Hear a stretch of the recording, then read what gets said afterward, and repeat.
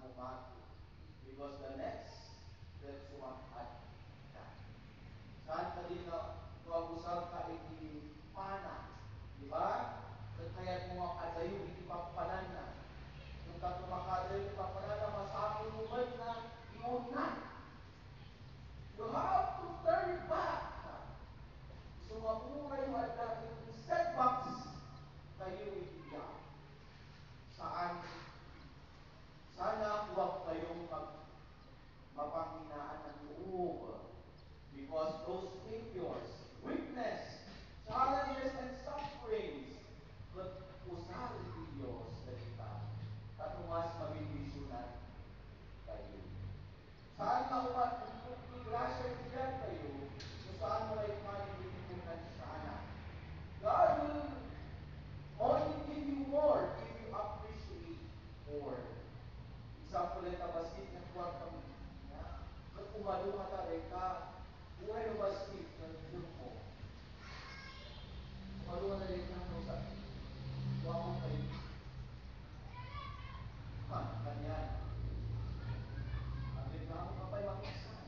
Yan, kaya ano ka, problema yung tindahan. At ano ka nga ikan, pinapintas ng balay, ng Diyos. Kung kang balay ko sa anumat, na isisti pa rin. Sa anumat, na dipinisan. Ako nga mag-receive, kaya dahil ang balay mo.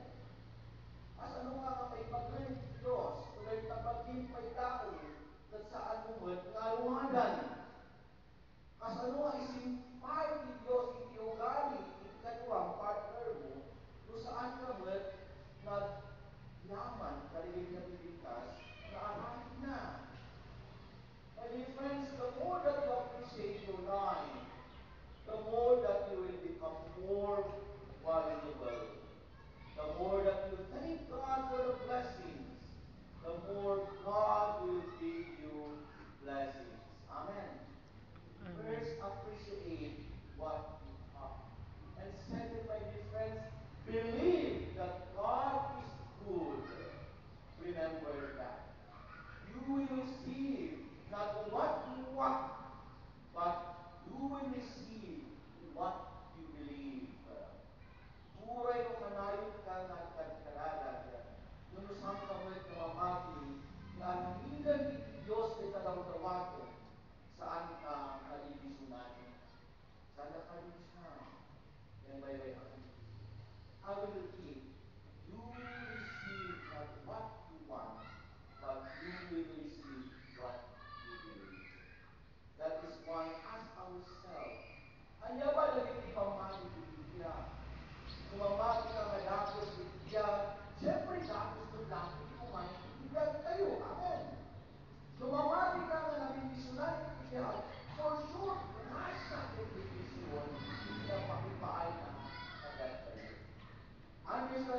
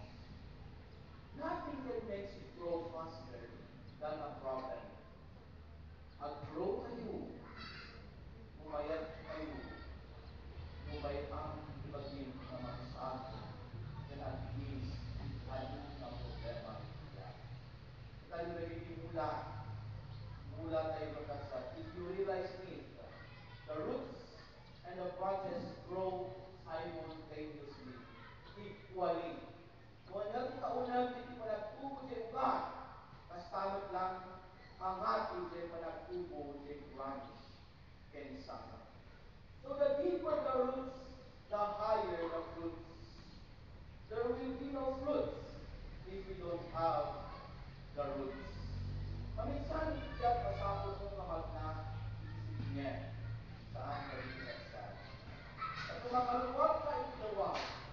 Ado kada tayo itamadang problema. Kaya tayo puro bunga. Yung mali tayo process. Hindi pa nagtubo, itiugad, kapag puroon, itibunga. Kanya hindi mapasama. Kanya hindi mapasama. Kada tayo puro sanga. Yung narabaw itiugad na. For sure, bumagsak ka. For sure, magumbalay ka. So my dear friends, believe that your burdens are actually a blessing. Sa bawat problema, sa bawat pagsubok, merong pagpapala na binibigay ng Diyos. Letter B, a good attitude. Believe that your problems are our opportunity to grow. Believe that through your problems, you will receive blessing from the Lord. Amen? And lastly, my dear friends, letter C, confidence. There is a saying, the easiest way to solve your problem is to face it. When you avoid your problem, it multiplies. Di malas mo rin na iwasan na hindi problema mo. Saan ka rin nga mamisan, kumagkaway ka, panayon ka, kumakil pa, hindi ka. Example na gansan. Maligado ka sa plato. Bye-bye up. Sabi mo lang to sing. Pagkanya mapasama ka. Sumakil na lupit. Sa plato. Natugasan mo, mas kakataro. Maligado ka pa na magmugas kami. Ignoring it will not solve it. Ada marikit lang masakit kapagin. At pagpagpatikan na pusong tabarukong mo. Mabutang ka nga pa-check up ni doktor. Saan mo na kaya talagang marilaban ka yan pa-check up ka, nabitlakan sa fourth stage cancer. Kaya men, saan ka din nagsa? Saan mo ba yung pinansin yung saan mo nabukaw katakaw itin na itmaro? Awan bali ngayon hindi ka nag-avoid. The more that you avoid it, the more that problems create. Saan ka na nasantuan na ugaling ka ng iwas ng problema? Ugaling demonyo ang umiiwas sa problema. Sumarol ng una ni Jesus, get behind me, Satan, pumanaw ka, demonyo. Dito'y nabitan madina nagbigat ni Diyos. Apay, kay demonyo madina na kayo mamaniyakin. Kamali, demonyo magbuwag ini potential sa iyo.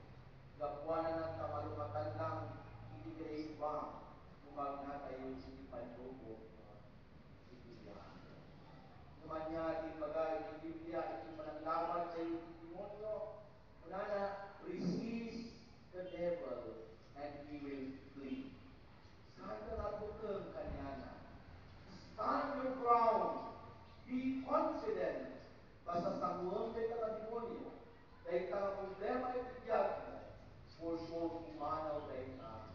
Iso ang mismo sa tubeng. And umanaw. Kaya pinaibago na sa tuwan sa isuda na ipinabutuhin.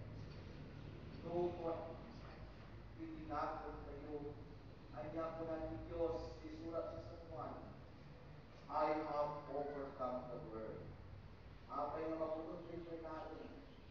My dear friends, one of our most powerful weapons that we have for that faith prayer, remember this, your attitude.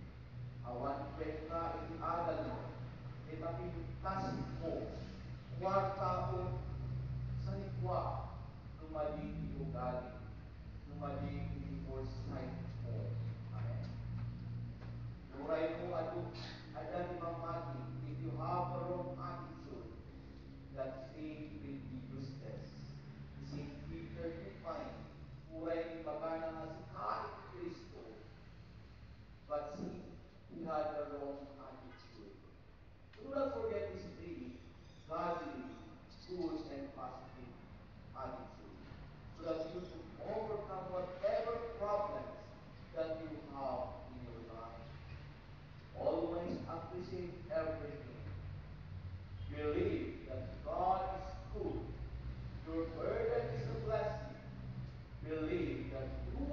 problems, you will receive blessing from the Lord. And lastly, be confident.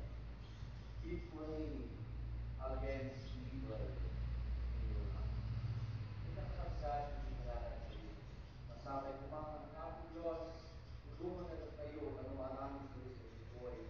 Kanalibyan kayo at dahil ng ating pinagay na kita at ang nanalo. Amen. Amen. Magdadagdag